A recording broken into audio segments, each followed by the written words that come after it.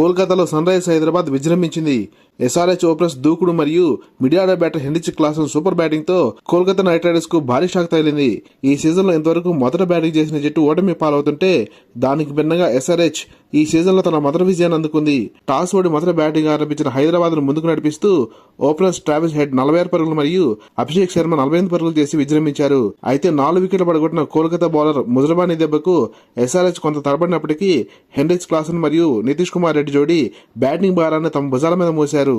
35 బంతుల్లో 52 పరుగుల super half century కొట్టిన క్లాసన్ చివరి ఓవర్లో వెనుతిరిగాడు. సన్ రైజర్స్ హైదరాబాద్ జట్టు 20 ఓవర్లలో 8 వికెట్ల నష్టానికి 226 పరుగులు రాబట్టింది. 227 పరుగుల టార్గెట్ తో బరిలో దిగిన కోల్కతా తడబడుతూనే తమ బ్యాటింగ్ ముందుకు కొనసాగించింది. ఫస్ట్ ఓవర్ బ్యాటర్ రఘువంశీ 29 బంతుల్లో 52 పరుగులు చేసి రాణించగా middle order batter Rinku Singh Hyderabad bowlers ను ఎదుర్కొని కొంతమేర పోరాటాన్ని ప్రదర్శించాడు. కానీ హైదరాబాద్ ఆల్రౌండర్ నితీష్ కుమార్ రెడ్డి కీలక వికెట్ పడగొట్టగా ఇషాన్ మలింగ ఫీల్డింగ్ లో మరియు బౌలింగ్ లో చూపించిన చురుకైన ప్రదర్శనతో ఎక్కడా కోలుకోలేని కోల్కతా జట్టు 16 ఓవర్లలో 121 పరుగులకు ఆల్అౌట్ అయింది. సన్ రైజర్స్ హైదరాబాద్ జట్టు 65 పరుగు తేడాతో కోల్కతా నైట్ రైడర్స్ పై అద్భుత విజయాన్ని నమోదు చేసింది. ఆల్రౌండర్ ప్రదర్శన కనబరిచిన నితీష్ కుమార్ రెడ్డికి player of the match award లభించింది. లేటెస్ట్ క్రికెట్ అప్డేట్స్ కోసం ఈ వీడియోని లైక్ చేసి ఛానల్ సబ్స్క్రైబ్ చేసి ఆశిస్తున్నాం. Thank you for watching.